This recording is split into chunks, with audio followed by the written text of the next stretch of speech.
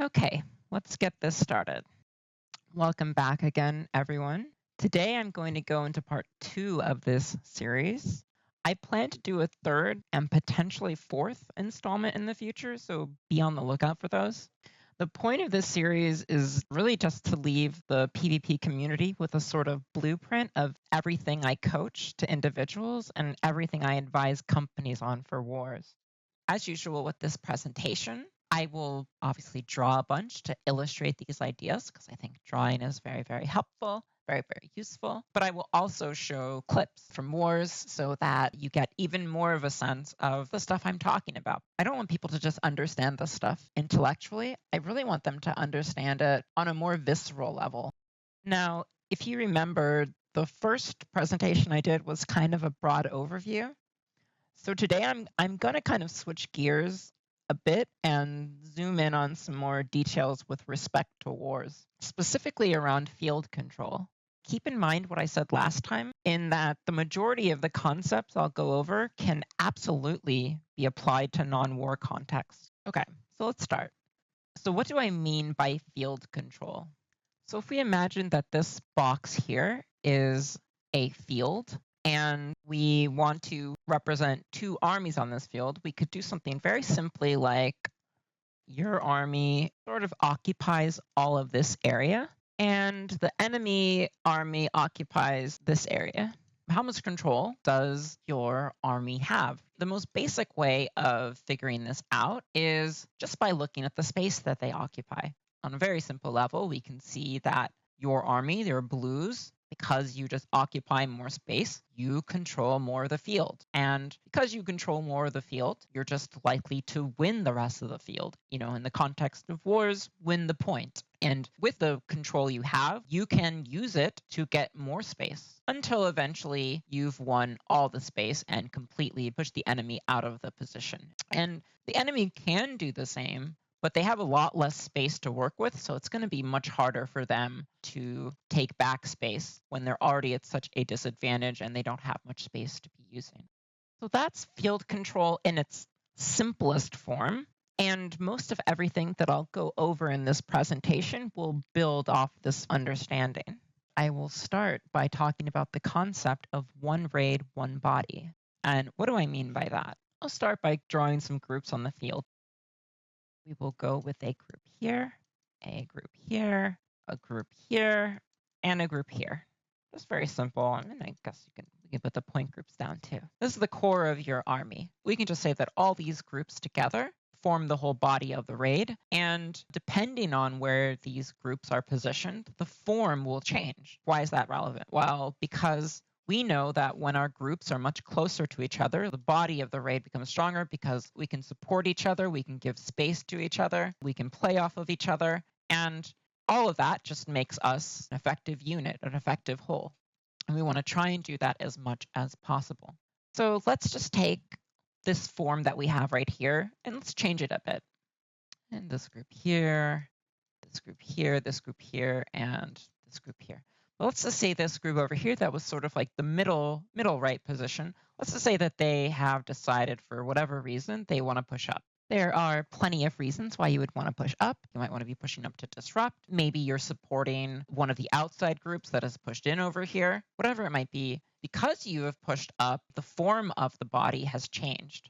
And so now that this group has moved up, even though it's a good thing to do and they should do it, we just have to understand that there is a massive gap here. What happens with this space? Well, the enemy can infiltrate the space, occupy the space, and from this space, they can exert pressure in different directions. Now the enemy can, sandwich pressure, can split pressure, and just weaken the body of our raid even more. So we don't want that to happen. We don't want to give that space up. And let's just say that we earned that space too. This group didn't just exist here initially. They had to fight for it. They were fighting another enemy group for the space, and they came out on top. And so we want to keep that space too. So generally speaking, it's a good idea if members of this group can also try and push up and also try and occupy some of the space that we've earned and keep the space while they continue to do their job. And again, we just keep the body a little bit more whole, a little bit stronger. This applies to healers too.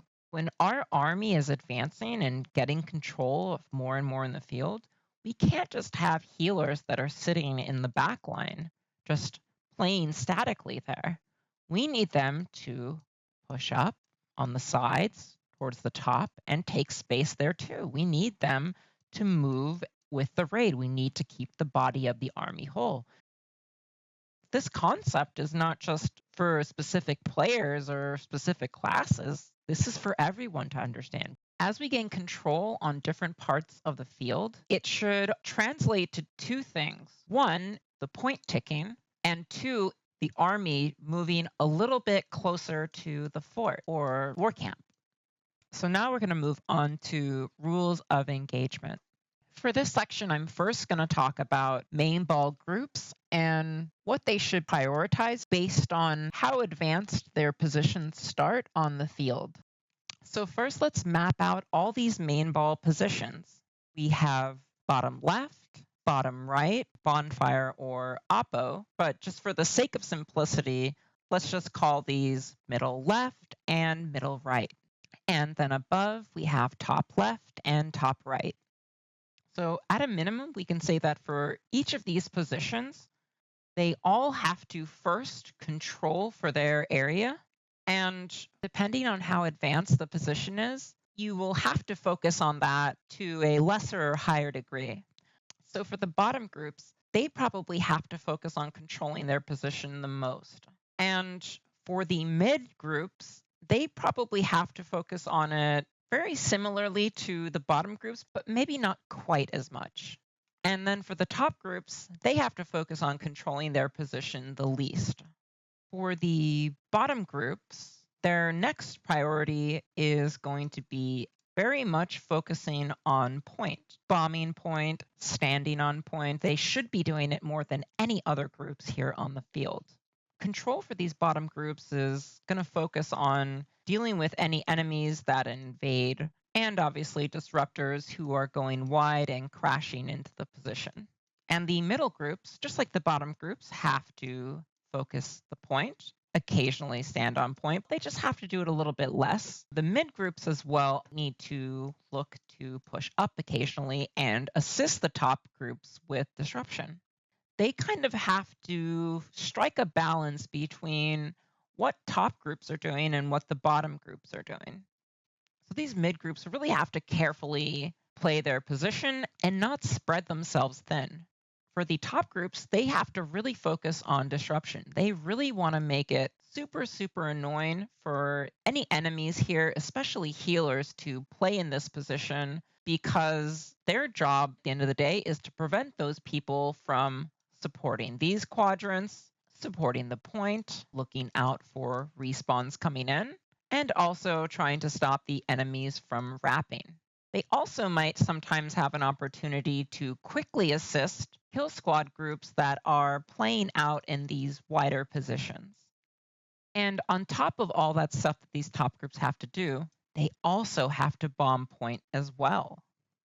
So I would really argue that these top positions are probably the most difficult main ball positions that you can play. And you can think of the difficulty level for these main ball groups as a sliding scale that kind of moves upwards.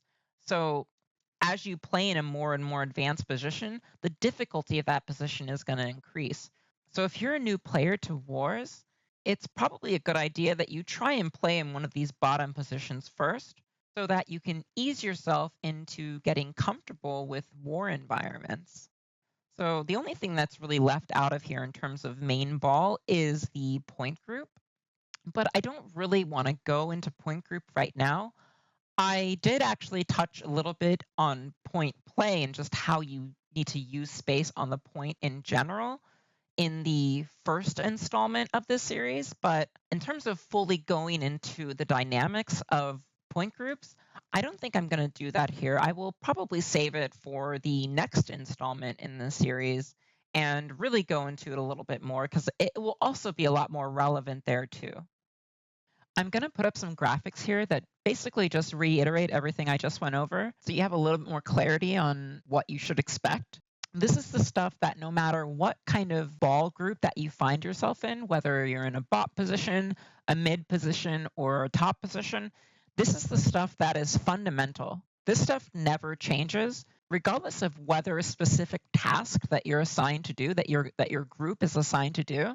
Maybe you're in the bot group and you're supposed to help assist one of the non-Mainball groups or something. Maybe you're supposed to help a kill squad group playing close to your ramparts or grass side somewhere. Even if part of your role is to help with that every now and then, as long as you're in that bottom position, you're still going to have to do this other stuff regardless. This is probably a good moment as well to segue into pressure.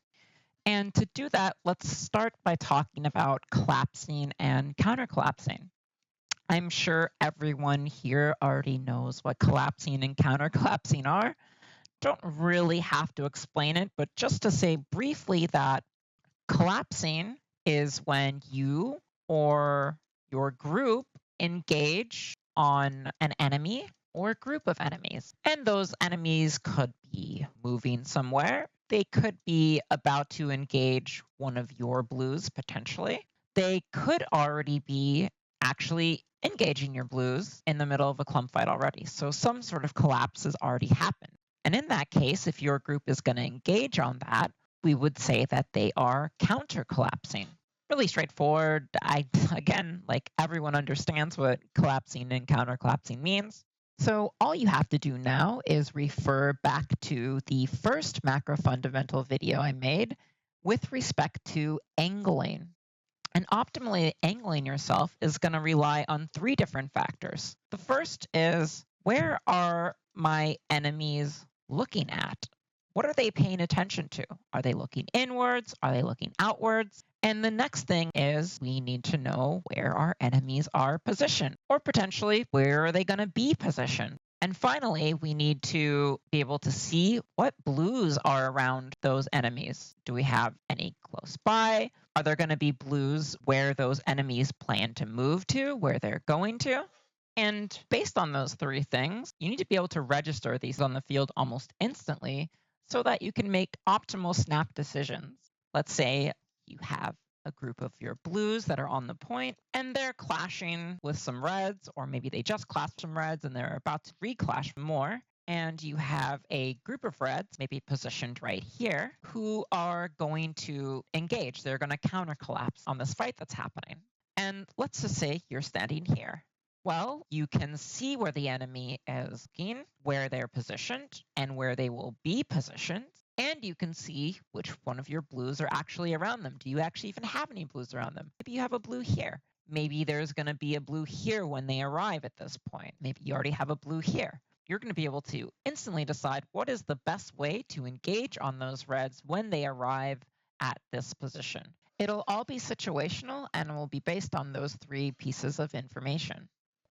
Once you are constantly getting good angles on when you're collapsing or counter-collapsing, you're going to naturally engage in things like sandwich pressure or split pressure. Just as it sounds, you have enemy pressure right here and enemy pressure right here, and you exist in the middle.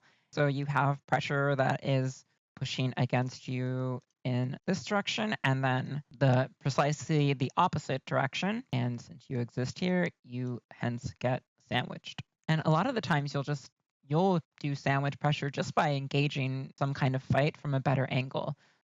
Okay, so we can backtrack on that, and we can say that we have enemy exerting pressure here again, and you exist here.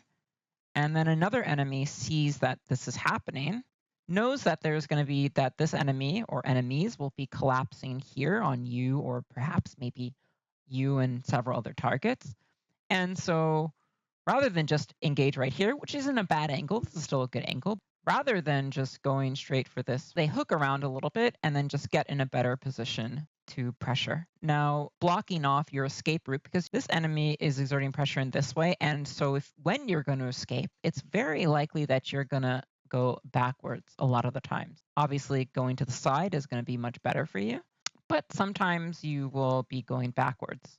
Them wrapping around here and getting this better angle on you is not bad. And maybe it's a mage and maybe they drop a shower here, right? And now Now, when you try and exit back here, you immediately run into a shower and potentially die, potentially can't escape from the pressure that is following you. We could say that maybe one of these enemies, part of a group here, and there's another enemy that's part of a group over here. And let's say this group over here saw the same thing, and let's say they went here first, and they're the ones to put down the shower. Well, then if you're the enemy here and you see that, well, now going here to put a shower down here, like as another mage, will be really good. So more sandwich pressure, and the more sandwich pressure, the less escape routes we leave for whoever is in this mix. So sandwich pressure is really good, and a lot of the times you'll just get sandwich pressure simply by getting good angles. But other times, yeah, you're just going to have to be observing. You're going to have to try and guess, where someone is going to exit to and act accordingly.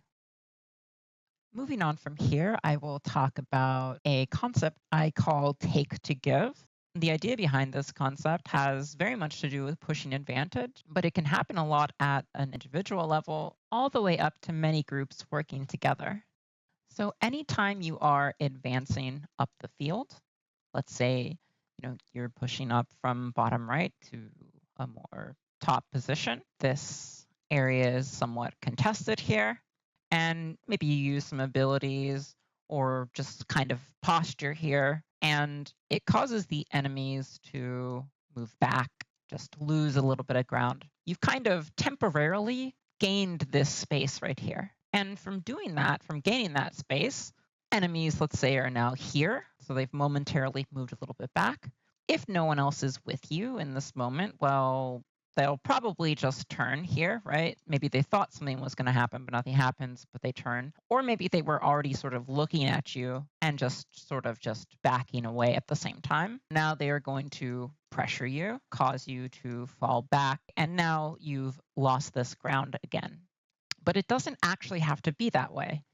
If you have another one of your friendlies that sees this happen, they can use that space that you temporarily got to also push forward, right? And then they gain their sort of own space. And maybe if they did that to the enemies here that you sort of push back momentarily, the enemies would maybe continue to fall back a little bit more.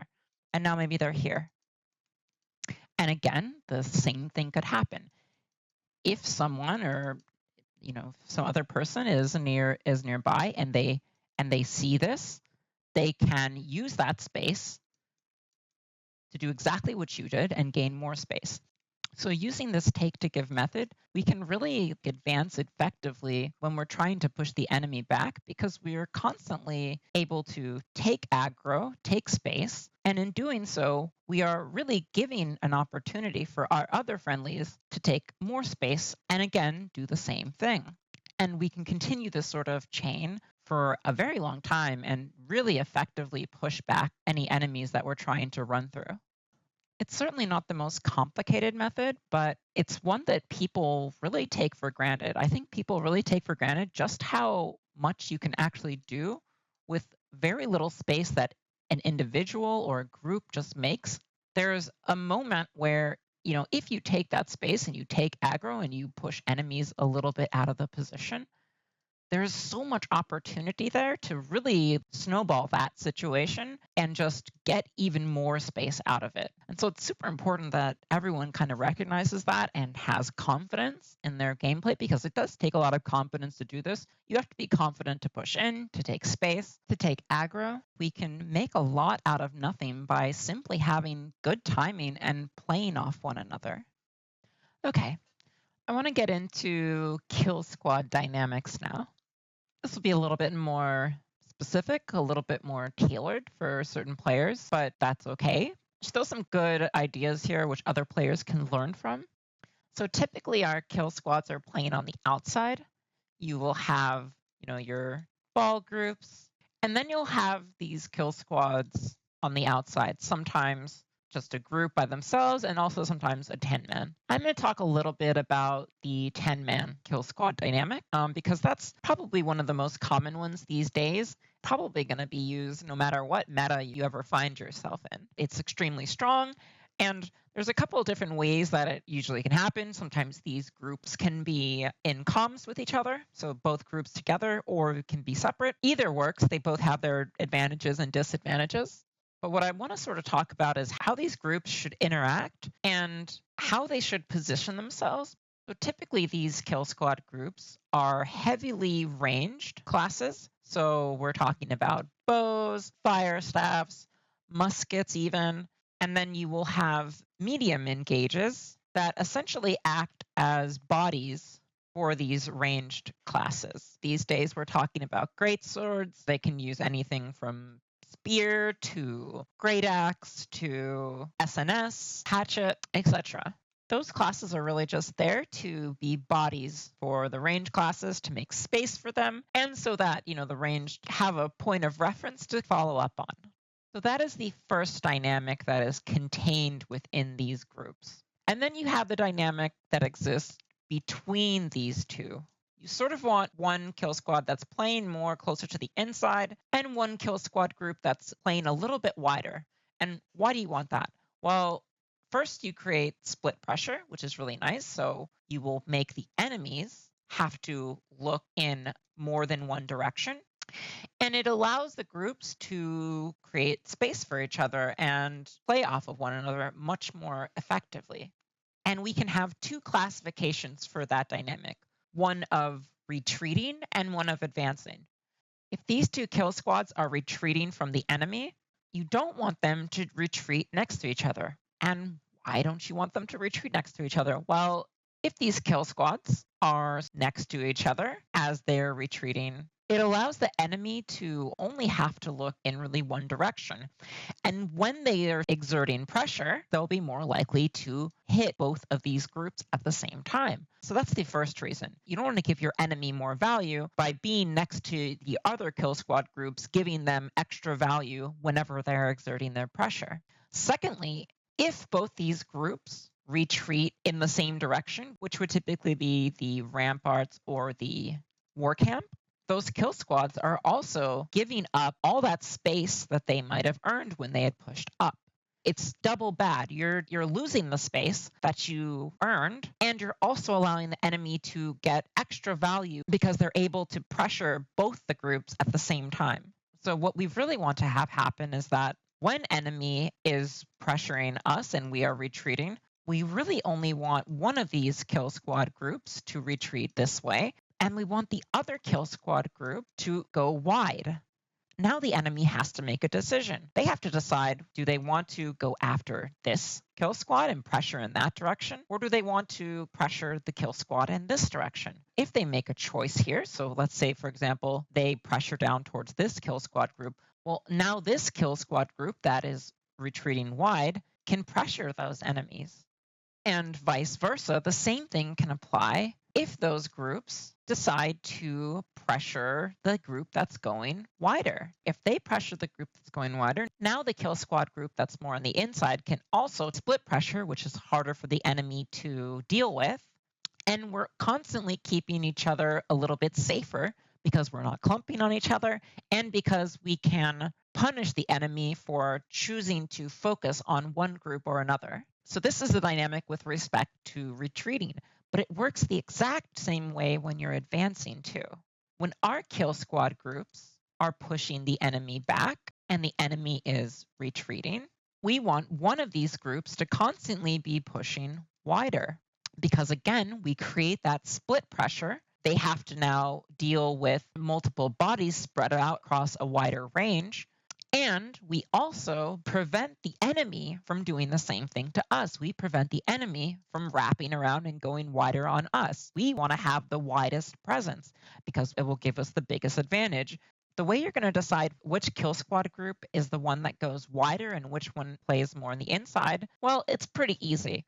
If the groups have the same composition, then it doesn't really matter. You can just pick any of the group to go wider or any group to be more inside. If the compositions are a little bit different, you want the kill squad that has more body presence to be on the inside, and you want the kill squad group with less body presence to be on the outside.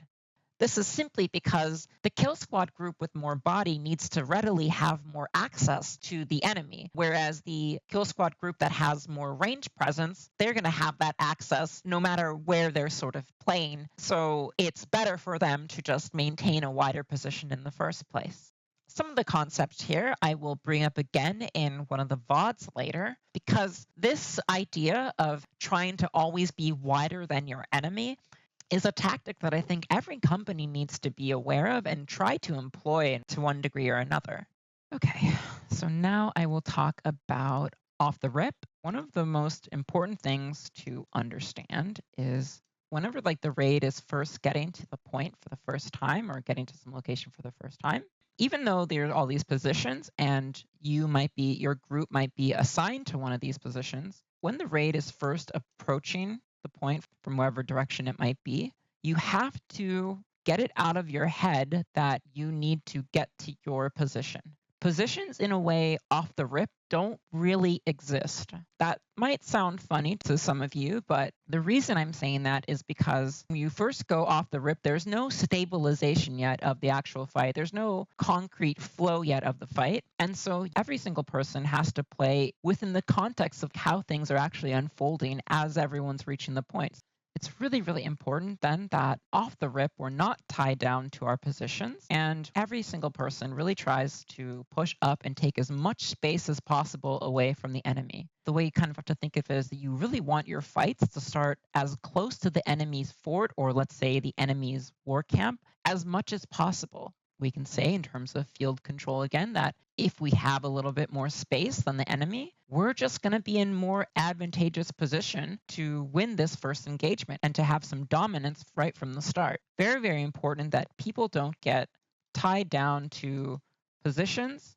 And when you're first entering a point, whether it's off the rip, whether it's split pushing, or whether you're going to the last point, maybe there's some side that you're assigned to sort of move around off that. But even then, you have to base everything on the context of where the enemies are in relation to you on that initial engagement. So let's say we have this point here and this point over here.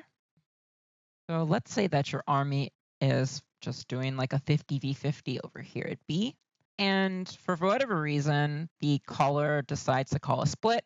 All the left side groups are just going to go over to C. When that happens and these groups break off from the main body, the positions for each of these sides no longer exist. So if you were bottom right when the raid was doing a 50v50, you're no longer in the bot right position. That position does not exist anymore. Now you have all this other open space to contend with, and you have to use it. In a sense, maybe you still do have a position, but your position has changed to the entire field here at B. And all the groups have to understand that on whatever side they're at, they have to use the space, they have to play for value, they have to play for impact. It obviously makes perfect sense because why would you be tying yourself down to some sort of position when there's a bunch of open space to be using and using it for obviously surviving better and fighting any enemies that are still here much more effectively.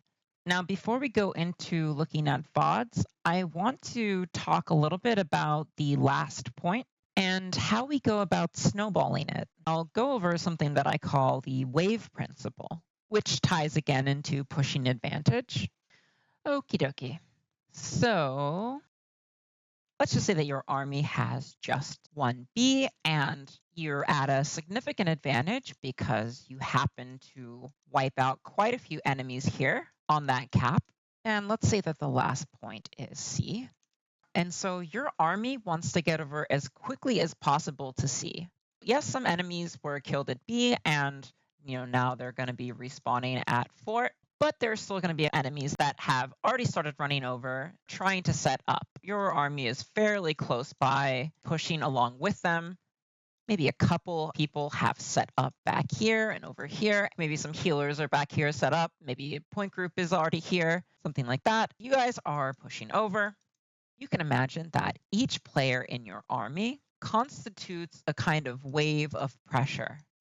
And when you combine all these groups together, we sort of have one very, very large wave that is moving across the field. The speed of the wave is going to depend on the majority of the blues in your army that are moving across. But where that wave is going to crash really depends on the front soldiers. So where do we want the wave to crash?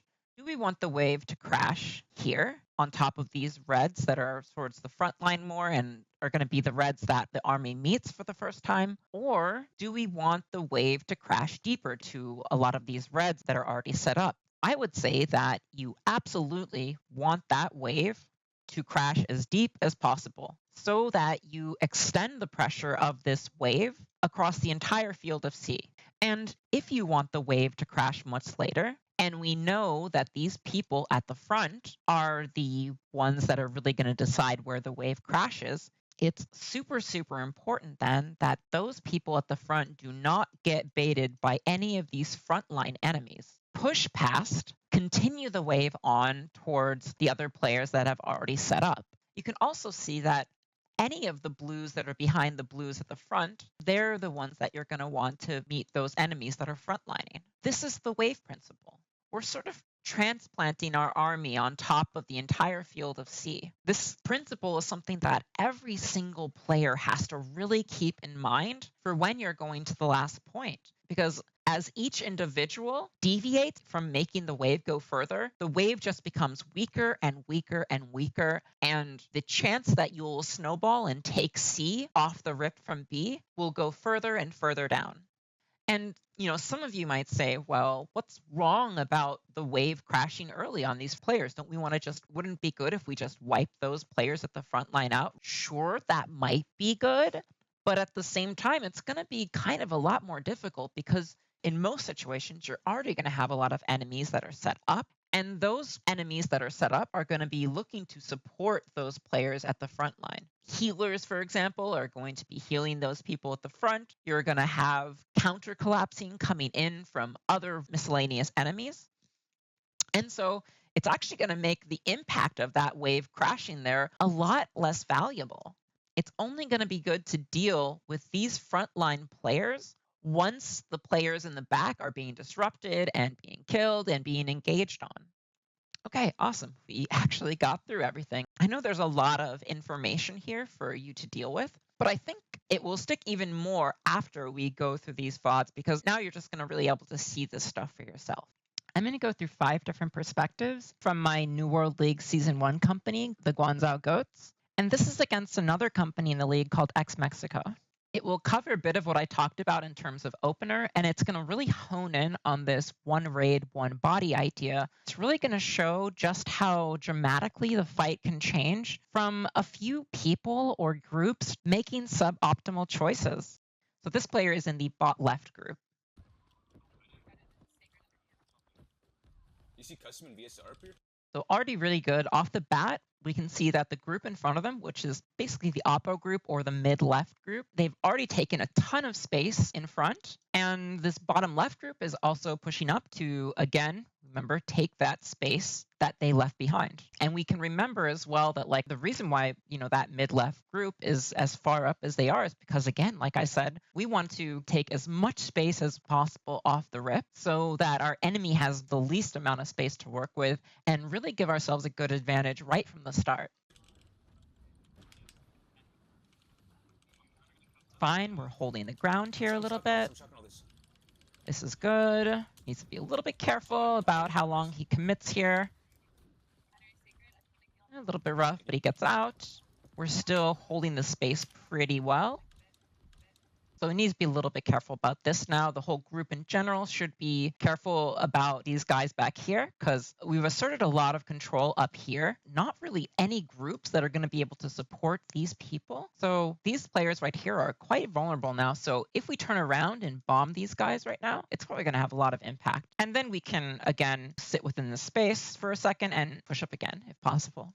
So let's see. This is great. I really love this. This is really good from this player. And we can see the angle that he goes at is perfect. He starts from right behind his enemies and goes in. It was a little bit clunky, but look, the idea was right. The whole group working together, that turned out pretty well. Now we've done a little bit of what we don't want to do. and we're going back and getting baited by a couple of enemies back here instead of immediately turning around. Even though this player is in the bottom left position, remember that we're still in this off the rip mode, and we don't really want to be tied down to our positions just yet. And these guys can't really do much right now anyways. They shouldn't be able to do a lot right now. Not only can't have a lot of impact now, but if our players were positioned a little bit better, their impact would go down even more. Yeah. Here, should not be getting baited by these people down here. Oh shit. Careful, careful, We can careful. see someone who was probably out of position. Won't call that out right now. We'll talk about that after. Yeah. And now we're turning around and go back, and we can see that, like, look, they haven't really invaded this space here. They don't really have that much of control here. Even in this position, they don't have that much control. We're still kind of pushed up here a bit. You can see Radu right here, Henry right here. These guys are in a really good position. We're still kind of holding down this space pretty well. And that Oppo group is still pushed up a little bit. All really good stuff. So far, this group has mostly done a really good job off the opener. Run top of us here. Yeah. It's fine. These guys are a little bit isolated, so not bad targets to go after. And you can see, I mean, they're getting bullied out, and we have a lot of pressure up here. And so when you pressure these players down here, they don't have that same support anymore coming from the top. These players also becoming more and more vulnerable as well as we push through here. So it's a great time to go after some of those guys if you're still back here. And obviously, we should overall continue to push advantage here. We'll go on for a couple more seconds, then we'll go to the next perspective. Fuck him. There's no way. There's no way.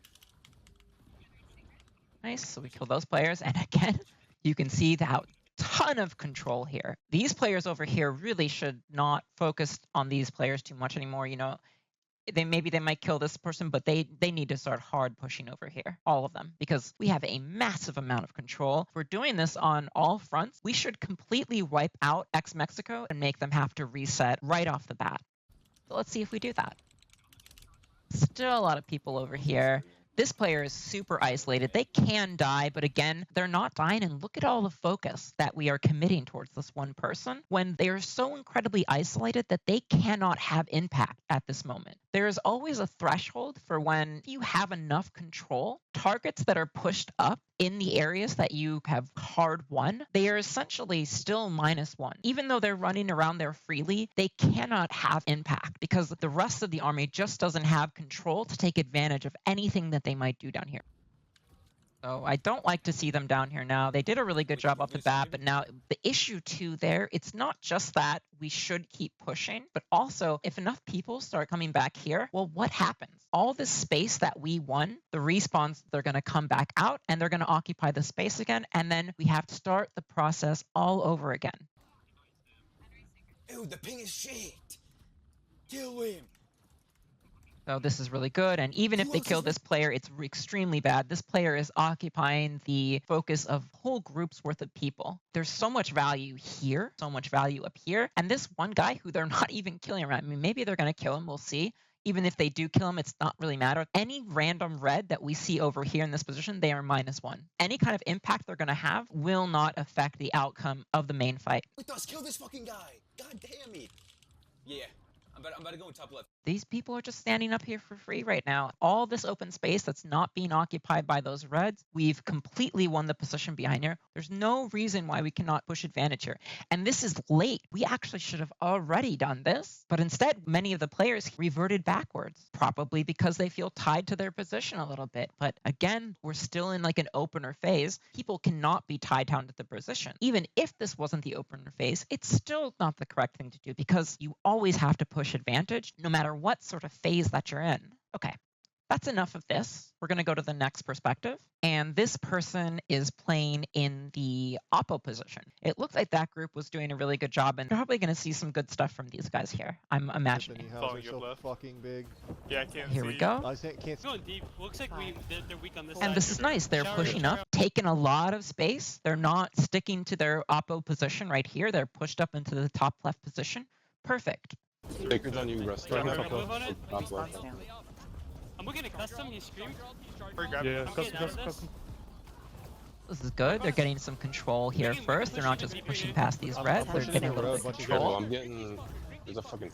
And Thaumaturge is in a pretty good angle here. He's angling himself quite well. There's a lot of fighting going on here with the enemies sort of looking in this direction. And he's standing sort of right behind them, ready to counter collapse, ready to follow up from just a really nice angle. And he's going to be super safe.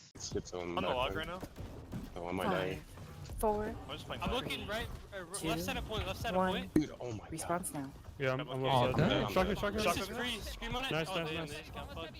I fucking whiffed. Decent. The group has turned around to go back here. Not the worst. I feel like they should really actually be pushing into the road here as a group, pressuring this area here, pushing over here, pressuring here. We can also see that our kill squad group, they are also pushed up. We're going to see a couple of them here. So here's Bert, here's Rhino, Bismo. These guys are part of our kill squad group. Hoodie as well. So the entire kill squad group is actually pushed up here. And it would be fantastic if we could have our Oppo group staying up here to be bodies for them, to make space for them, make this nice push as sort of a 10-man team, sweep through their backline and completely run it over. And we can see Henry, if he can be all the way up here, being in the back left group, we know that that Oppo group should be pushed up and can be pushed up and be playing here right now. Shotgun. This is free, scream on it. Nice. So Oh, good damn, so they far. just He's got still in this position. I wish more of his teammates were with him here, and I wish that they were all working together, pushing through here. But, a pretty decent start, pretty solid start. Their road is free right now. Shower, I'm behind. Thaumaturge calls it out. He's saying, look, their road is huge right now, and he's correct. And it was always huge. I'm running you guys right now. 4, 3, I'm grabbing left side. That's on the 1. left side. And we can see here he's a little bit isolated, and his group is still down there trying to focus those targets. I gotta get out of this. Really, I think the back left group should be handling that, and they should be kind of pushed up and not worrying too much about these guys so much because, again, they're very isolated, and they're going to continue to be isolated if we're pressuring these kind of people, these healers who are looking in and trying to support. If a lot of these guys are pushed up here and we're pushing these players back and killing them, these guys will just die eventually. Their impact will go down, and they will just eventually die. Sick or divine on I got top. Ditto. I know Ditto, yeah. Liquid's on I'm Nudge. screaming top Shot. left. Get ready. Merc's on you. We had a really strong start, but we didn't really take advantage of it, as you can see, and we didn't really push through. But I think overall, the groups over here did a pretty good job. They just could have pushed advantage much more and pressured this road. That probably on its own would have led to many of these players back here towards the point, either dying or being pushed out of the position. I'm shocking. Alright, they're coming to take bomb Still space. I'm Liquid's falling on back. Liquid's on IG. VSR Behind on scream. bomb. VSR I think scream. 10 secret. seconds. Grabbing shotgun. My left. Going top left of you. 5, Look at me. 4, 3, Dead on 2, top left. 1. All these people focusing on this VSR guy, and this VSR guy, sorry, he can't do anything. Response now. Liquid's on you. Unlucky for him. He's trying to push forward and do stuff, but he just can't because his raid is completely pushed back. There are no reds down here to support him. He is a -1 player, and because he's a -1 player, there is no point in killing him. Go for impact, go for value. I got a divine on Push Nudge. advantage. I'm looking to push it road here. Their road. And now they're pushing in road here. This is good because given the situation, given the amount of control we have on the left side, this is the correct thing for them to be doing, but it's just a little late. It should have happened much earlier, and we can see how, the advantage that we had straight off the bat could have been extended immediately. We could have gained even more space and killed even more people and pushed the enemy even more out of the position. Simply by not making optimal decisions in those moments, the outcome of this fight completely changes, and we're giving Mexico more and more chances to recover. Teams that are better than Mexico, they will come back and they will take the space very, very quickly again, and we will have to start that process over again. Unfortunately for Mexico, they're not punishing us for backtracking on that advantage that we had. And they're continuing to kind of victimize themselves. They literally were given a second chance by us to start this fight over again up here and to reclaim some control. So we'll go to the next one now. This is going to be the back right perspective. Okay, so here we go. Bottom right position. Bottom right, we're already on point. Not sure we should be doing that. I like the positioning here. Remember, this is back right group. They're not standing in the back right. They're pushing up and taking space here, which is great. I'm center point right now. And this is pretty good place for him to be fighting. I hope that. Okay, so he deviates off a little bit. I don't really like this. Midpoint. Everything was good up until now. He should be staying over there and trying to control that space right now. We want to get more control on the outside first, and then these players that he's going for can be punished. So now maybe he thought there wasn't any value here and they sort of had enough control.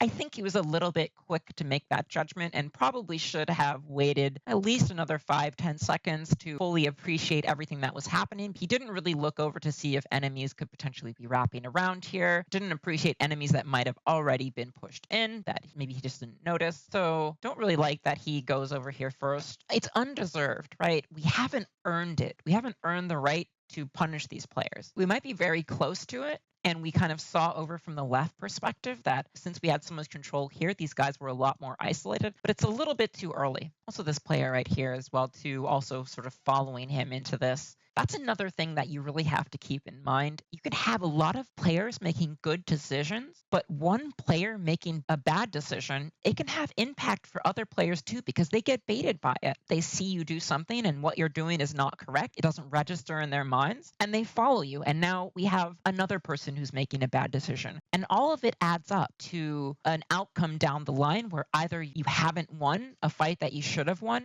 or that win is very, very delayed, and you've given the enemy a lot more chances to take back control. 10 seconds. Yeah, I see you. Really understand that your bad decisions, they don't exist in some kind of vacuum. I'm coming off the right Now we're coming back here. This is not bad. We can see, though, that we have a lot of people committed right here. It's probably okay for the back right groups to be here dealing with some of these people, potentially looking to bomb point, but we really don't want any other of the players back here. 3, 2, Framming. One. Yeah, I'm on bottom left right Response now. now. Fucking bottom left. Yep, sacred on you right now. This is decent. This is good. These players are very condensed here on the road. There's a lot of space right here. Obviously, some kill squad fights are going on over there, but still, this is a little bit concerning I'm that. coming back. And we're giving up a lot of ground here again to come back here and deal with a couple of players that can't even do anything. Response now.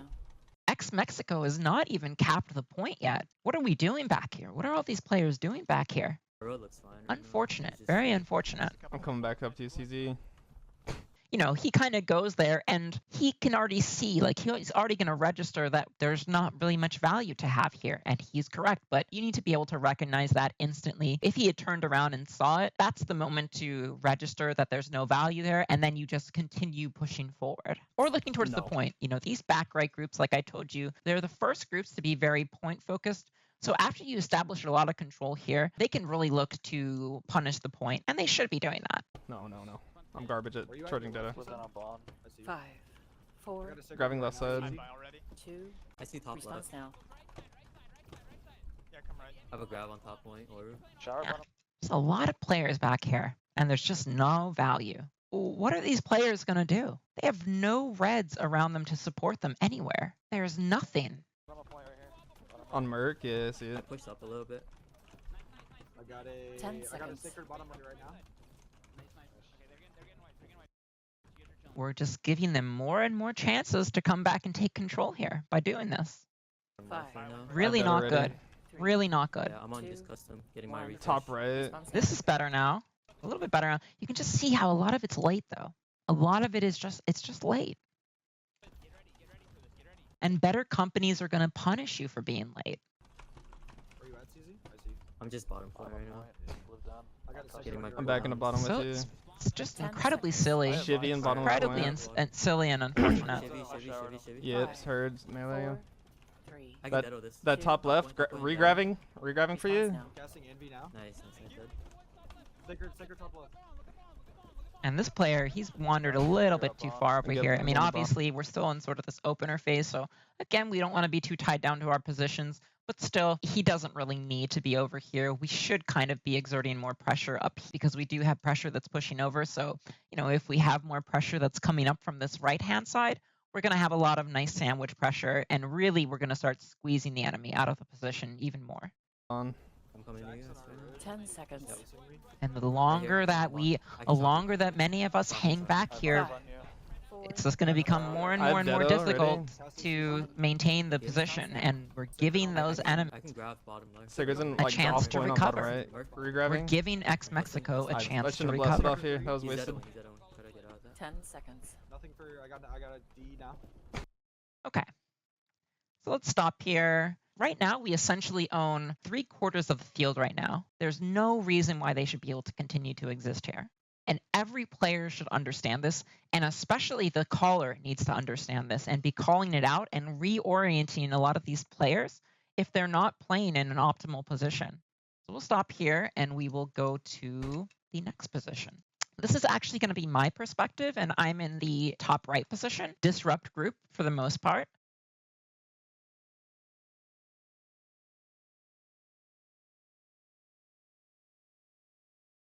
This is decent. Probably would have liked myself to go a little bit wider here, but this isn't that bad. Now I need to be careful. This is good. Now we're cutting in here. This is good. I like this. I get a good scream off here. This is a nice shower. Aggro with me follows up. Nice, but not bad. Really nice engagement. We get a good amount of control in this spot temporarily and push a lot of players back. I need to be careful here about where I path. Probably not the best place to path. I probably actually should have pathed further upwards still. So, ooh, now I'm getting focused here. This is a bad situation. When you're taking pressure in some given direction, we can imagine that that pressure, for example, is some traffic. Really what you want to do is you want to get out of the way of that traffic. You don't want to try to outrun it. You don't want to let it run you over. So me backtracking here in this way was just not good. It wasn't good pathing. I should have gone out to the side or pushed forward. So like kind of push past pressure and sort of let the pressure continue on. So not good pathing for me, but also we should have bodies here right now. We can see a lot of open space here. There is no reason why these players should be uncontested in this position. And yeah, so I die there. So we can stop this here, and now we're going to go to the bond group and see what they did. So this is Grassy's I'm posturing on bond. perspective. I'm gonna go left side of bond here actually. He's pushing up. I think the pathing here, the decision making from this group is actually going to show a little bit why our group, after we had that good engagement, struggled a bit. Okay. I'm just crashing aggressively where aggro is here. So we have a little bit, there's a little bit too many of us here. And you can see us pushing past, going over there. So this also goes into the take to give concept. You can see that myself and aggro have pushed over here, right? We're going to get a little bit of control and cause the enemy to get pushed back, right? And then we're going to get a bunch of aggro. You saw me get that aggro, right? You saw me get the aggro, and then the enemies jump on me again, and we have to potentially give up that space that we just earned here. However, if we have blues that are close by, we can see how they can take advantage of that, right? And now they can be pushing up here and push into these enemies and help us extend this control even further and not allow those enemies to turn around and start pressuring us. Now, are they going to do it? I'm gonna push to the road up here, and then I'm gonna pull back. Good. We're doing it. Pushing their road, then pulling back. Living on you guys. Alright. But we completely run back. I'm pulling back now to help clear. On you guys. Alright. And Grassy's saying, I'm going to pull back to help clear, but clear what? What are these players going to do? This is a point player, and these are two random people that are lost. They can't do anything down here. Don't know why Grassy wanted to pull back here and do this. I think he should have kept going. And also the pathing at the beginning was a little not great because we had so much space here given that they could have just cut through here while my group is wrapping around. And we could have created like more even pressure moving over into the enemy backline. Really unfortunate. And again, There's a few in our back that this just proves the point. It's just going to show you that the advantage that we got here, how dominant we are in the beginning and how long we hold them up here and how we don't allow them to play down here at all. And we just have taken so much space away. Even doing that, we could have done it even better. We could have done it so good that we would have completely rolled over them from the start. And we know this because the left side was actually doing this from the start. Imagine now if the left side is pushing into the road and you have us pushing here into the road as well, completely sandwich pressuring all the players here and immediately, right off the rip, squeezing all of these players out of the position and making Mexico instantly reset. That I'm clearing out. It's so unfortunate. I mean, it's just really unfortunate. They need help top right. Good. Go pushing. And yeah, I mean, like, good job. Like, great. You basically just killed a ghost, right? You killed someone who couldn't do anything anyways. They are basically -1. They might as well not even exist in the context of the larger fight that's going on. Pushing up now. I'm pushing up to help our kill squad here. I don't mind this going over here to make a little bit of space for our kill squad group over here. That's not the worst decision. But I think if we look at that road, we can see that we still gotten a lot of control back here again, and we're not extending it. I don't know why we're not taking that control and extending it further into the enemy road. I'm pushing up here. I'm on their decks top right now. Yeah, Tigers. Okay. Yeah. Careful we don't just face fuck the decks. Pulling back and helping bottom a point now. I'm helping left side a point. I'm waiting now and I'm gonna crash onto it. Ticker to one. Fighting here on left side, right side of point. I mean, yep. We had the players over here that had that pressure. We just needed more of it to go through. 10 seconds. Okay, so let's stop there. I think that really sums up what I was trying to get across and it really shows the importance of one raid, one body. We're going to do a little healer check here on a very good healer that goes by the name of Beth, but we're going to show how even the best of healers can work on their positioning and be even more effective in the raid. So as we watch this VOD here, we're going to kind of keep track of Beth and see how she's moving around according to where the raid is and how much control we have in these different areas. Okay, let's go. So here we have Beth right in front here. Standing in this position, not the worst position to be standing in right now. Could be a little bit better. I would like to see her a little bit wider potentially, but right now it's okay. This is very early on. She can afford to be standing here a little bit, but again, she could be standing like 5 feet to her left and just be a lot safer right now. There's all these players over here. We have the oppo group or the mid-left group that is pushed up here and also created a lot of space. Let's keep going. Again, if the enemy gets a little bit of control back here and they push down, she's going to be in a very vulnerable position right now. You see custom and VSR up here? Here she is. Oh, you can just see that that player right here just took a couple of swings at her, and she doesn't need to be standing there. I'm shocking all this. Okay, so Hop out of here. Nice. Thank you. group has got a lot of control up here. And where is Beth right now? Why is she back here? You can see, like, there's no reason for her to be back here. She can be pushed up with everybody else. Not only is she isolating herself back here, but she's weakening the body of the raid because now the raid is just not as together as it could be. Look, yeah, right. And look at all the space. There's so much space over here, and there's definitely a lot of space over to the left side too. There. And remember, Beth is a fantastic healer, one of the best healers in NA right now. All right, that's my grab. So you have to all respect her, and look at this. Perfect example. A disruptor has come back into this area, and now Beth is standing here completely isolated when she could have been pushed up over here and using that space that was given to us over towards the grass. Let's see where she positions herself after this happens. She runs backwards. And fair enough, like, she's trying to run into the other blues for support. However, she didn't need to be here in the first place. And now because she's retreated backward, she's pulling that aggro into these other blues here. Yeah, just clear this out. Ooh. Look at all the space over here. All of our healers could just be completely spread out across these free areas. They would still be able to heal their group, but they would just be far more spread out and just using the space more effectively and keeping the body of the raid together.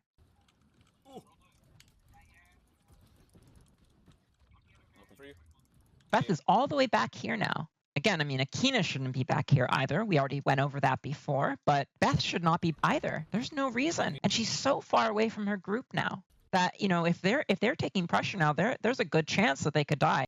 That's also another issue now because since she's taking pressure back here, she's mind controlling her group to come back here and peel for her. And now her group is giving up all that space that they earned around Oppo. If she was getting attacked on the grass where, she could have been positioning herself wide, well, her group is literally right there. They would be right there to peel for her. They would barely be giving up any of that space that they earned to do it. This is precisely the reason why we have got to keep the raid together. This is an all hands on deck approach. We cannot have any players that don't understand this and are diverting from the raid. Careful. You just stay here for a second.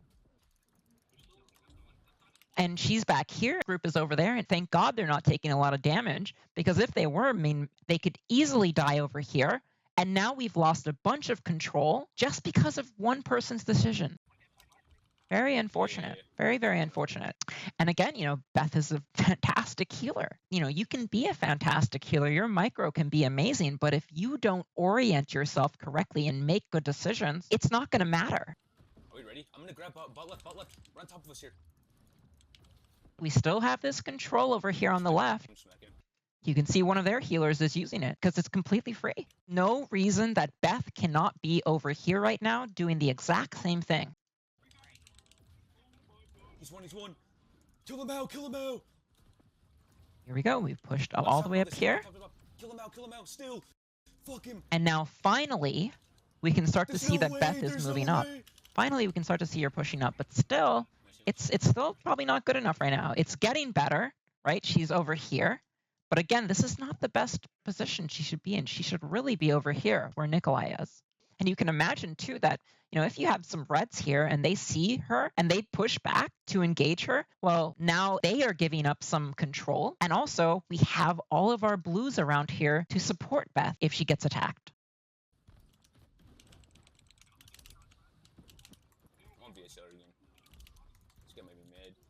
Again, still, she's positioning herself suboptimally here, and she's backpedaling down here instead of going wide. Oh, we can kill VSR maybe? Ew, the ping is shit. She's still standing back there. Kill him. All the space to move around and to take. Who else is with us? Kill this fucking guy. God damn it. Yeah. I'm about to go in top left. I'm nuking. And remember, Akina, this group is back left group. And look how far that they pushed to because of the amount of control that we have. We already know that they could have pushed advantage here much earlier, and that Oppo group could have pushed a lot earlier. They'll die. And now, finally, after the back left group has pushed all the way up to the enemy road and is engaging them here, now Beth is pushed up. She's literally had to been forced into it because her group is just so far pushed up that she has no choice but to be up there with them because she can't heal from all the way back there. So this clip starts off with the enemy splitting and our group being called over to C. I will talk a little bit about collapsing and just, angles and sandwich pressure, things like that. And, we'll see what else we get into from looking at my gameplay here. Making my way. Oh, I turned around for some reason. Not sure exactly why. I think I was thinking that C might be okay, and so I could just immediately go back to B and kind of ignore the call. You can do that sometimes, but I should really come over here and get a better look before I just kind of make that snap judgment. So this is not bad. I'm staying wide here as I'm coming in. The storm is decent enough. I think maybe there's some other places I could have potentially put it down, maybe here or something, or maybe even right here. I think this is not bad just because I'm hitting a couple of enemies. And if there's any enemies that are going to exit here, they're going to have to run through that storm completely. So it's not a bad storm. Another thing that IG users should keep in mind is that storm is really your A to B. If this is A and this is B, and I want to get over to B, by the time I get to B, my storm should already be down where I want to place it, wherever that might be, so that I'm sort of already providing that extra pressure and I don't have to think about casting it and I can just focus on using my other abilities. So I'm noticing here that there's some kind of collapse that's about to happen or has already happened potentially, and I want to get here as quickly as I can to follow up with something. pretty good shower. I sort of anticipated some people trying to exit, and I was generally correct. Like, one guy exits here. He's already a little bit too far away for it to have that much impact. We'll see if any other enemies are going to try and exit here. I think our blues maybe got the short end of the stick here, and these reds are kind of still in here, and they're not really declumping. I think now that I've come over here, I'm kind of noticing that there's not really any enemies, so this is probably going to be a prompt for me to start thinking about going back to B, regardless of whatever the caller says. It's a good Oblivion. I don't know about the vines. Maybe I'm thinking that there's going to be some kind of follow-up or something after that. It's a decent deterrent, but yeah, I probably would have held on to that, especially now if I'm going to go back to B. It would be nice to have a vines when I re-enter.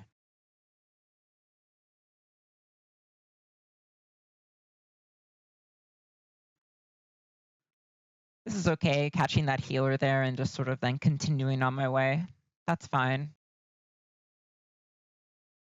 So yeah, I do make the call that we should just leave and that C is fine. And that's without getting a call from the actual raid caller. I don't like how I've entered this point though. I would have really liked myself to go a lot wider, kind of over where Annie just went and where some of these other blues are, probably just wrapped around and just gone wide here into the back road and then could hit them in this direction or get behind them a little bit there. I think just going in directly like this is gonna probably put a target on my back, and it's just not ideal. So many better ways that I can enter the point here. And yeah, I mean, look, I get aggro and I'm already going to the left anyway, so I should have just been wrapping from the start. I think another good thing that I'm doing here is not getting baited by the front and just wrapping around towards the back. Already start setting up some sandwich pressure and trying to undermine the control that some of these breads have back here. Oblivion a little bit early, but fine. It's not that bad. I think the shower there could have definitely been a bit better. I guess I'm anticipating a lot of early pressure on these guys and many people on the point just having to back up. There's one person already like that, but I should probably wait a little bit more here. Probably for this sort of collapse that's happening. I get a decent scream off though. It's not bad.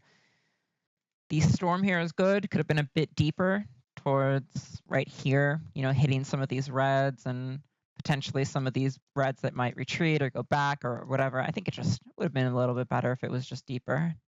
Okay, let's keep going. This is a really good Oblivion. I am looking towards the outside here because I can see there's just lots of people that are free here. And they're just trying to kind of set up camp and really don't want them to do that. This is a good catch. I'm in a pretty good position here. I do like the angle. I want to be careful for how long I'm actually going to stand and play around here, though, because for the moment, we have a lot of pressure from the enemy going sort of in this direction, and then we have some of our blues like sort of pushing back. So we have that kind of clash here, and it's pretty good for me to be cutting in sort of like that from this angle and then sort of having some counter collapse and sort of follow up. And it's not bad. It's a good angle, but for sure, I can be trying to get better angles here and be a little bit safer, try and get more behind the enemy and then create a little bit of sandwich pressure. So I would like to see myself do that. And this is good. I think pushing up here is the correct play. Would like to see some more people doing it as well, because we have gotten a decent amount of control on the left side, and probably it's really from the right side, from the top right, that they're feeling most of it. There's a decent amount of reds here too, though.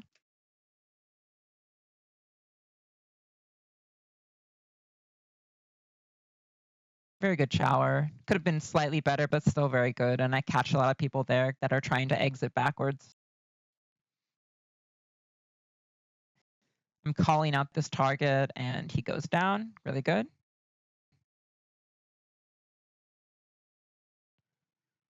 Circle shower is not the worst. I felt like potentially we would have some people crashing in. Not sure about the storm. Also, don't understand why I'm pathing here in the first place, going in this direction. And also, like, the path I chose is not the greatest. I really should be going much wider if I'm going to actually come over here. I'm not really sure why I'm coming over here. I might just be getting baited by the fact that a lot of blues are back here and they're not really pushing up. So I'm thinking that maybe there's something happening that I'm not aware of. That's a good catch. It's totally fine to just bind single targets like that sometimes if you can confirm a kill. Totally fine. Nothing wrong with that. Good shower. Closing off some exits there for the enemy. And you can see a lot of people are being caught there as they're trying to exit. A lot of these enemies are. I think I'm very aware that in this position, even though I can keep sandwich pressuring a lot of these reds that are here, there are some reds that are behind me as well. And I think because of that, I'm getting baited to stay over here, sometimes path here, and then even path onto here, just because I'm kind of afraid of those reds over there. But I don't think I should be. I think I should honestly just keep staying wide, just stay out and not come into this area, not keep pushing inwards like that. Kind of letting them bully me or kind of victimizing myself a little bit. This is good. Scream is not so great. The Oblivion was really good. I think my pathing over here, what I'm looking at is fine. But I am sort of ignoring these guys right here. And honestly, if I had just screamed these guys right here, I mean, these guys probably die in that position. And yeah, I mean, they're stuck in a grav. I mean, stamming out. Definitely screaming those guys would have been much better.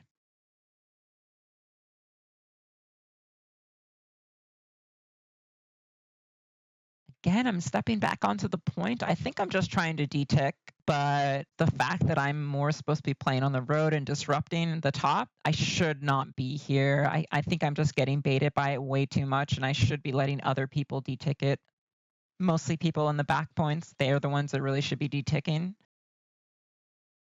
And I really should just be honestly just looking out here, you know, to these guys, to all of this over here. I seriously think that we have not wrapped over or swept over to the top right enough. This is good. That's a nice kill. Okay, we've gotten a ton of control here and pretty much recovered, so we should be sweeping across over here to the top right, 100%. Good. We should definitely keep going here. We should keep pushing across. Oof.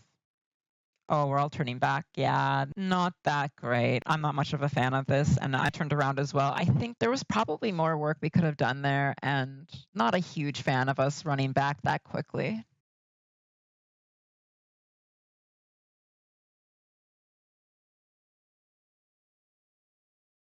I think I'm just trying to bait here and just make the enemy hesitate or something.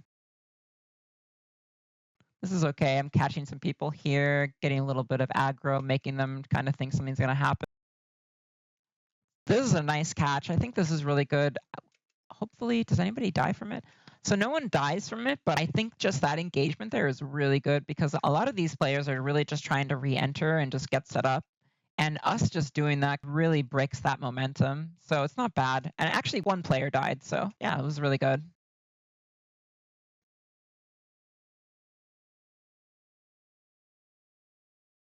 Again, very much appreciate like the position I'm in and constantly trying to stay on the outside, especially as a VG. Super aware of all these players out here and not wanting to let them just stand here and play here for free. I'm just sort of throwing out abilities, getting them to move around. I think this is really good. Okay, I think we'll stop there. I covered most of what I wanted to talk about, so we'll just move on to the next review now. Now I'm going to get into some Kill Squad gameplay. This is another war from my company, Guangzhou Goats. We are fighting against Audacity. What I want to do is look at two of our bows, one in each Kill Squad group, playing on our right side, so our bond side. And I want to see how they're fitting into the Kill Squad dynamic that I talked about earlier. You know, one group being wider and another group being more inside. So the first perspective is going to be of Ling, and he is playing in the group that's sort of positioned more on the inside. I'll first do this perspective, and then I'll go over to Ghost's perspective, who's in the group that's kind of playing in the wider position. Nothing else. I'm gonna slow them. log it in, boys. I slowed them all. It's like 10. They're wrapping. This is a decent start. Yeah, I see Zeb up in front, Craig, Wits. I'm going around trees. I'm gonna get wide. Follow me. Get you all. I'm getting a little wider than bad. Meek here. Wits. They're all so squishy. And already we can see the other Kill Squad group going much wider, so this is great. This is a really good position. And we also have great swords in the group pushed up. This is really nice because it's going to be very, very hard for the enemy to kind of wrap around here. So they're going to be kind of stuck to this location. And if we beat them here, we should start pushing them over towards the left, towards their road. Dusty. Let's see what Zeb happens. is super wide. Zeb has no movement either. This is good. Zeb low, Zeb low. Let me know Okay. when you Zeb want to caught. Dusty. We're killing them. A little bit. Yeah, this is great. And Where's exactly as I Zeb, said, Zeb, what Zeb, no happened stamp, no happened, and they're getting herded over here towards the road. And I would like to see them try to maintain this position here. So the wider group, I really would like them to sort of maintain the areas right here. And then the inside group can maybe play more in here. The idea for that is when the enemy respawns, they're going to come out again and they will try and wrap. We really don't want to let them do that. We want to make it as difficult as possible for them to set up again. So it's super important that we maintain this area and create sort of a fake wall of body presence. And at the same time, we can focus in towards the road and assist the raid. And if the enemy kill squads come back out here and try and engage again, we're holding the line here as a 10-man and not leaving any gaps open for them to run through. Crash. Looks like top of point, closer. Yeah, Willy. They're gonna Dusty. Wits. So I like that they're focusing here. Issue is that they do need to be wary of the respawns coming out here and then trying to infiltrate. I feel like this position right here is a little bit too on the inside and they should be a little bit wider right now. Even though this group isn't the widest group, I feel like they should be a little bit wider here, paying attention to what is going to be coming out of the respawn. Wits. This is one. I see Willy. Willy dead. Nice. It's good. I mean, they're confirming kills, but again, they're just... Burnout on the fire staff. Babu. I think they're a little bit too focused on supporting the raid right now, and they need to get ready to turn back towards the right here for the respawns and work together as a Babu, fire 10-man. staff. No movement. Pump this one right in front of us. I'm on it. I'm coming Yeah, back. it's a little bit too respawns much coming now. Yeah, watch the respawns. Let's respawn. They're coming on you guys. And now the respawns are being back. called, We're and good. you know, you can see they're just a little bit late to it. They needed to Stallion, turn be back, careful. Bevu's wrapping wide. position themselves wide a little again. bit better, create that kind Bevu's dead, of I'm wall, down. and make it much harder for the enemy to do what they're doing right now. Casting lane. I'm falling back a little. Yeah, and now we're getting pushed back, and we lose all that ground that we just gained. Yeah, Wits can die. Watch your left. I'm on with. I'm back. And this is really good. You can see that other kill squad group is still maintaining that wide position, and then we have presence over here. So this is going to make it so much easier for us to recover and really hard for the enemy to continue to try and pressure us because they really have to think about so many different directions to engage in, and the split pressure is just a lot for them to deal with. Are you casting? We got another great sword on us. I'm playing life. He's super fucking deep. Just kill him. You shouldn't really let that great sword victimize him in that direction. You This can is do complete. good. 7 second read. Okay, I'm off of him. And you Look at her now. can see there that just by them getting baited by that greatsword, it's really caused them to get pushed back now because the Reds took advantage of that and pushed in as that was happening. Her down. 3 on So now we lost that wide position, which is really not good. Dead. Nice kill confirmation. taking an Hopefully some of them Yes, start that- going wide here. That's really good. Coming back You can over see right. that Zeb as some of well. them are. Nice. One. We're really trying to hard push here. Yarp weak on backside. And again, as we push, Pushing back up, pushing maintaining back a up. wide position. Kill her dog. Kill this guy real fast. Helping Meek right now. Look at that headache. Yarp is right on Kill top Yarp. of me. Hey, who's this guy? I'm on a wall. Her dog can die. Kill him, please. Casting Grabbing her down. Wait, Casting myself. Good. I Good. die. Care, I got care. respawn. Look at Yarp. Careful. No heals. Coming back right now. Careful with Yarp. Heavy frost. No stamp.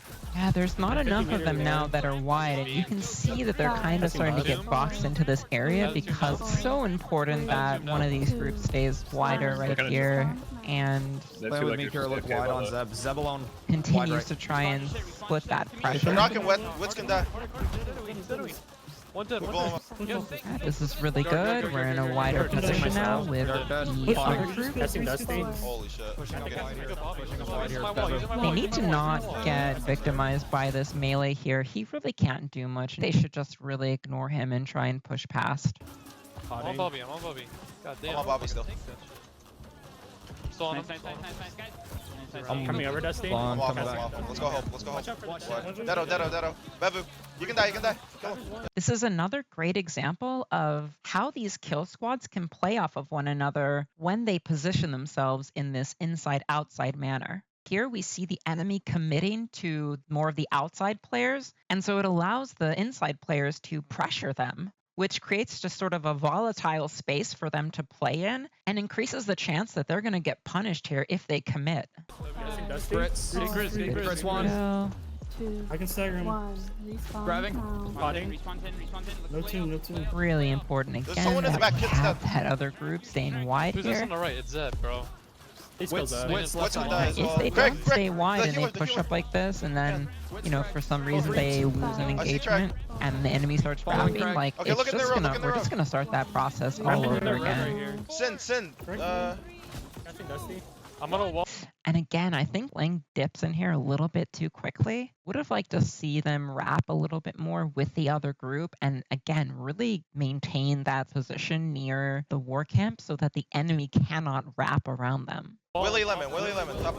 See Willie. I think I put Sacred. And because Ling has cut in like this and they're focusing the road now, the other group is focusing these guys. So now all our damage is split right now and we're just kind of being less effective on both fronts. This hasn't really been earned yet and all of them could be focusing these guys right now, win that fight, and then look inwards.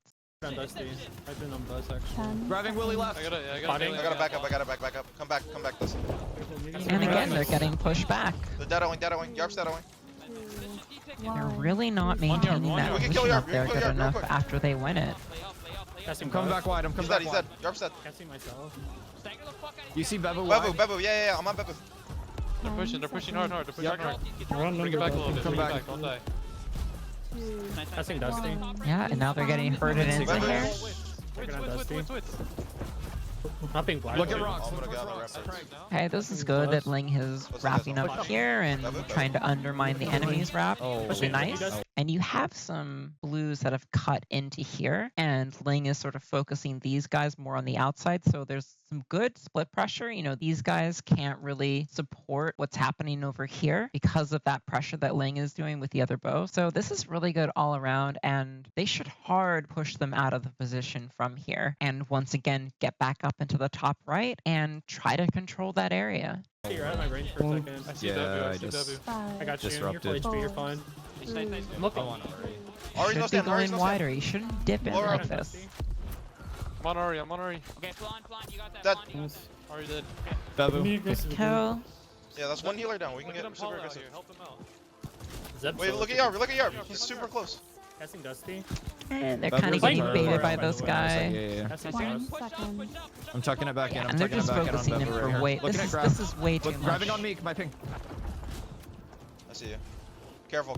Yeah, he needs to focus back here Deado, towards this Deado. fight. They need to win this Deado. fight and then again push 5 seconds in that remaining. far top right position towards the war Bevu's camp. dead. Look at Huddock. Look at Huddock. He's Respawn close. now. He's close. Yeah, he's getting baited by a lot of that stuff over there on the inside, and this fight really isn't won yet. I'm gonna look at their road. You can look top right the road. There's also no reason to be looking towards the road right now because point isn't even taking. Entirely empty. They so should if we really crash try and top right, we assert can just force dominance them into up here in top this right far now. top right, Yeah, and Healers. then think about You looking see towards Bobby. the You see point. Sin coming out to you guys. Yeah, I see Sin. Focus in. So let's stop right there and we will look at the perspective of Ghost. And Ghost is playing in the group that's a much wider position here. So we'll kind of see how that wider group dealt with everything out here on the grass. Wide. There's a few behind them. I see the bows. Seems like they're playing wide right side. They're playing wide right side. This is fantastic, going very, very wide here. Really good. Alright, Sacred on you. Alright, see if we can kill this right here. Wide. I see Wits in the Good, we're still wrapping them. We're still kind of cutting in here, and now they can't really advance. Too wide, he can die. Zeb died. Yep, and this is really good here. We're maintaining this wide position. And we've had some blues that have actually cut in over here. So it's really nice. We have a lot of split pressure, enemies sort of focusing right here. And then with the pressure that we have from the groups that have gone wide here, these red don't really have the support that they might normally have. And we saw from the more inside group, these guys should really all get herded over here and completely pushed out of the position. Group 7, go Taking on you, side. me, Group 7, guy. Actually, D. Ari's one. We should push into this. This is a perfect execution from both of these groups, and you know they're playing off of each other really well and advancing forward and not delaying that push. We can flash in this one. Just those can all die. Taking on you, me. Ooh, and first mistake here by Ghost is cutting in like this and giving up that wider position. He really should have stayed over there and then worried about looking in towards the raid. There's a bunch of people here that died. Medium melee and follow. It's just greedy because you've killed a bunch of people, so they're not really there anymore, and so you feel like you can just come over here and look inward. But the respawns are incredibly short, and here the respawns come. The respawns are going to keep coming, and these guys are going to try and wrap around them, go wide, and then sandwich pressure. And here it comes. This is the first sign of it, right here. So this group here really needs to hang wider. I hit Ollie once. Taking on you, me. Hit Ollie twice. They're too far in. They're not holding against that war camp. There's a lot of healers. There's a lot of healers top left here. Stopping? Preview, yeah. I need one. Absolutely cannot do this as the kill squad group that is playing the widest. I died to rain. On these healers, they have no backline heals. Careful. Respawns to 2. Respawns to 2. Yo, Don't ever extend too hard.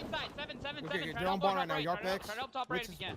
Right side, bomb. If you can regroup I'm with pushing back. Dusty, We're getting pushed back. Yeah. I'm playing back. Yeah, play back real quick. Respawns right now. York's crashing your left. York's crashing your left. York's crashing your And left. here he really should be going wider. That's a good York, kill that he got, overextended. but Look he York in the back. should Look York be in the back. trying to He's no go healer. He's no wider healer. here Burst him down. and not let the enemy wrap as they advance, because they're going to try to. 2, 1, top right. It's only natural. They don't want to I'm dip gonna go wide around inwards ramparts right and now. I'm then going just wide around get ramparts. sandwiched. Just back up. They want to wrap around too so that we going right around can't play ramparts here. wider and they can corral us into the bottom right. Kids. Seconds ready. They're one. Push them out. That is one. Here we go. This is great. They should really start pushing hard here. Maintain that wide position. I tried to take them.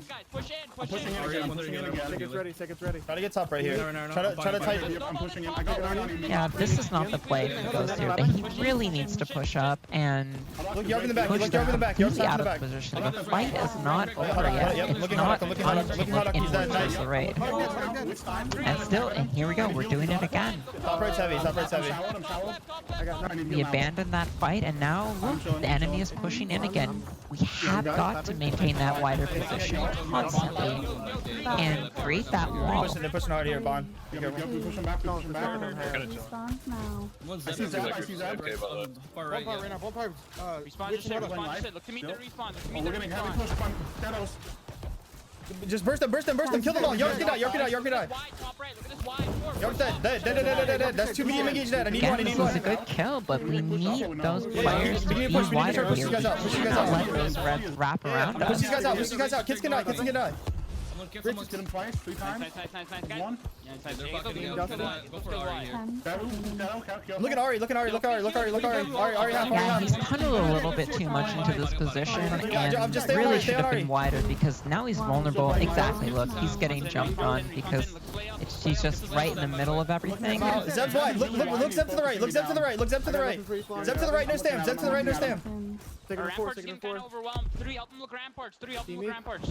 Yo, just clear that ramparts. This is good. Now we're finally in that wider position, Look Zeb has no healer out here. not letting the enemies wrap around, Top left, 3. and we're Oh, yeah, still crash back in the maintaining point, crash here. back in the This point. one guy over on the right can't do anything.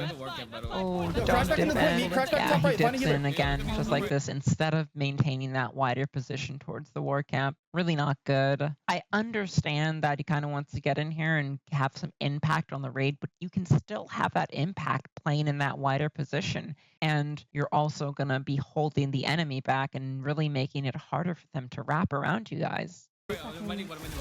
Push up that left side. And I imagine now the same thing is going to happen as what's happening every single time now. They're just going to get pushed back because they're not staying spread out.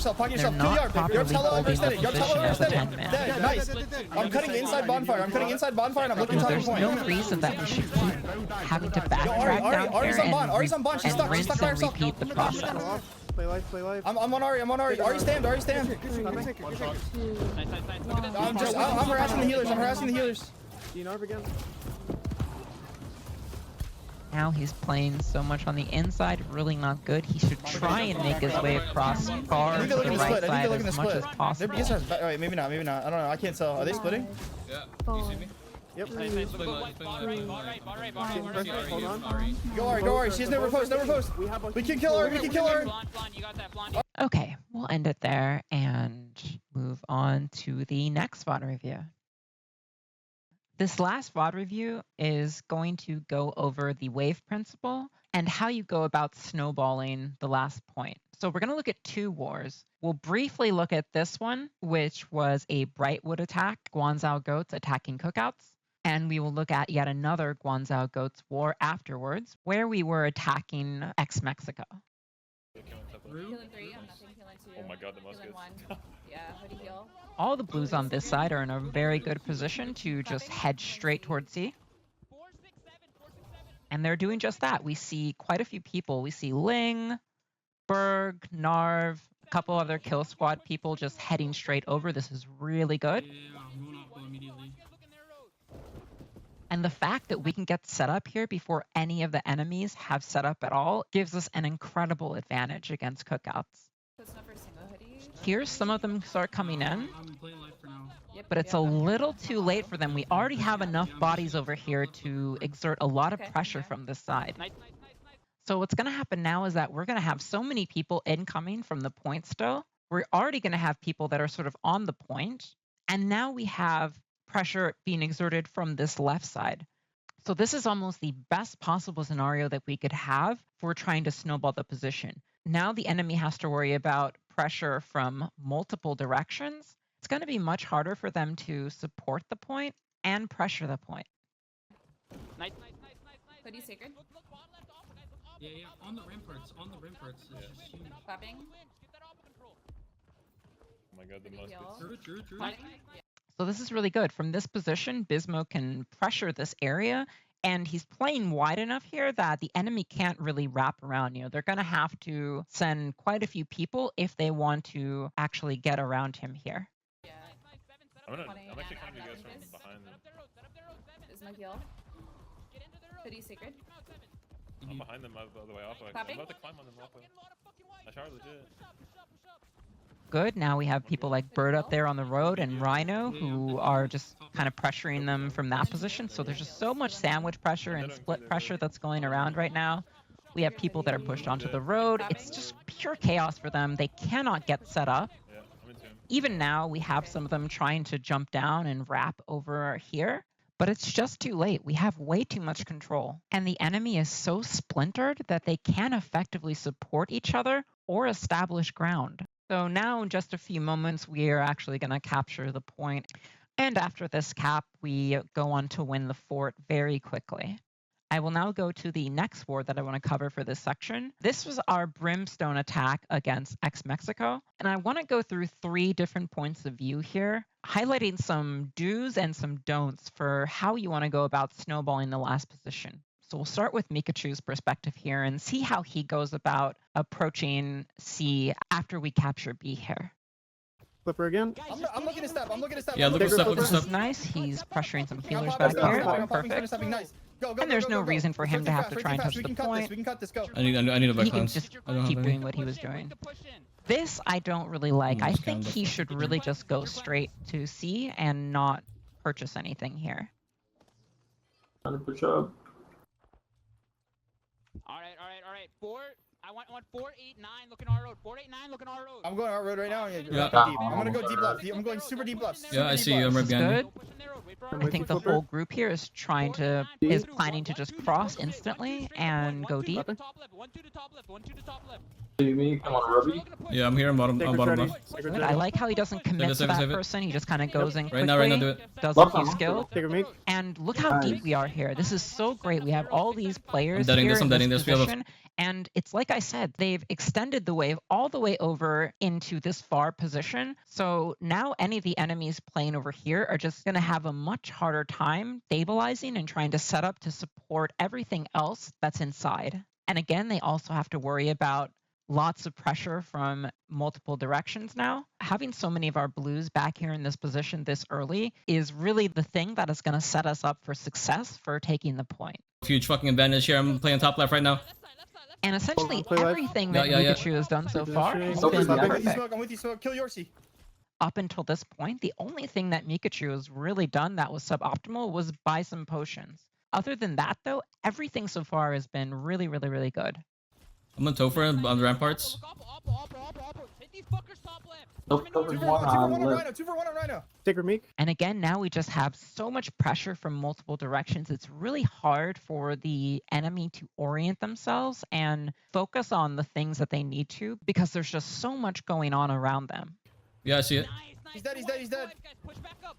Healers help tiptoe. Yo, Clapping, look at clapping. him. Club of meek. Yeah, clump on me. It's also really good that they're holding this position here because it's making it very hard for the enemy to wrap here as well. So by them kind of holding this high top left position, they're sort of funneling the enemy down in this manner. And it's just making their lives way harder, so much more pressure that they have to deal with, and there's so much less space for them to use as well.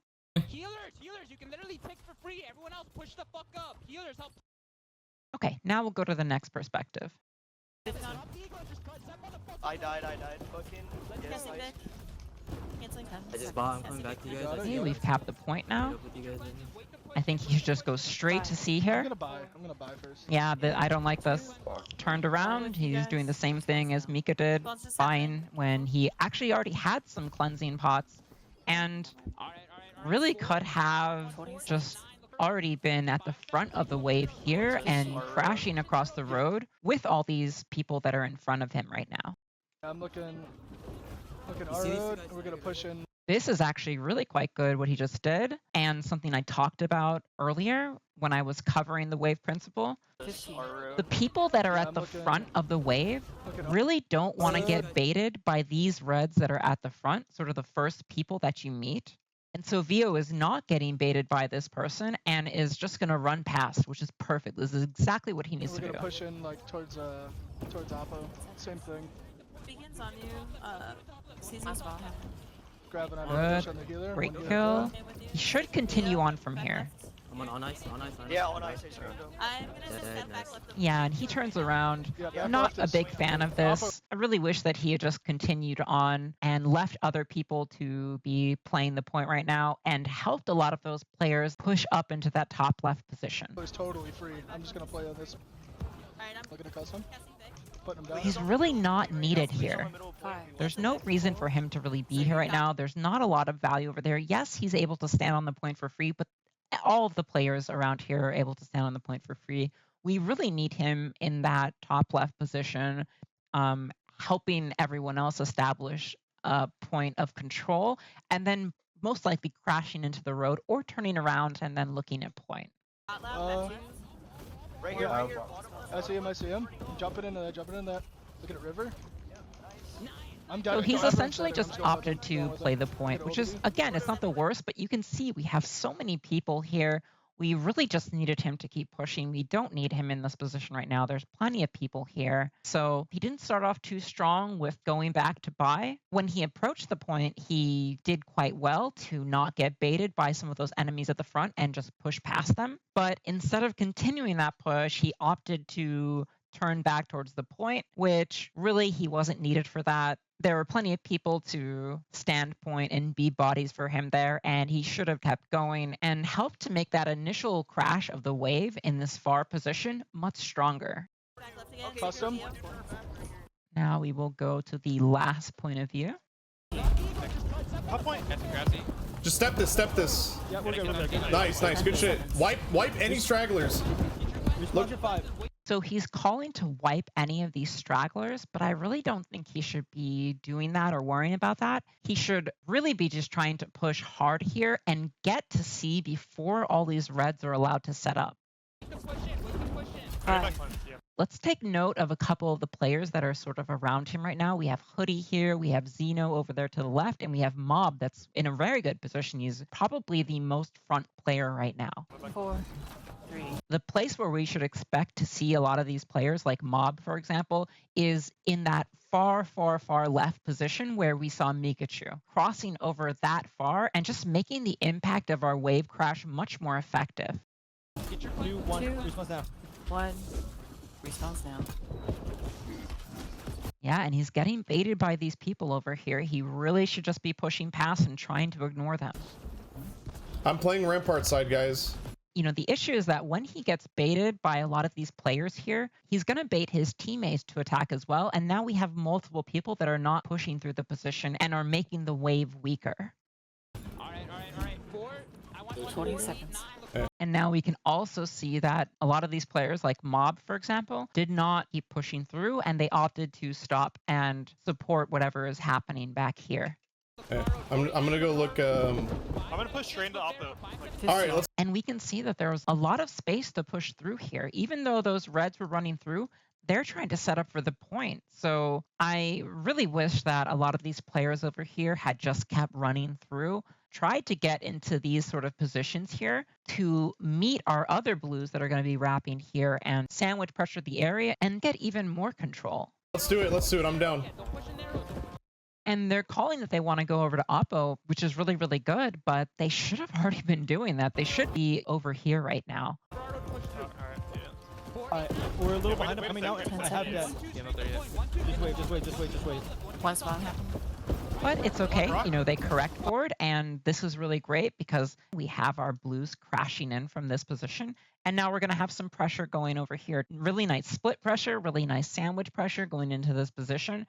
And all the pressure that we are exerting over onto this left side is really the main reason why we are going to win point so quickly. All right, I'm pushing through now. Where are we looking?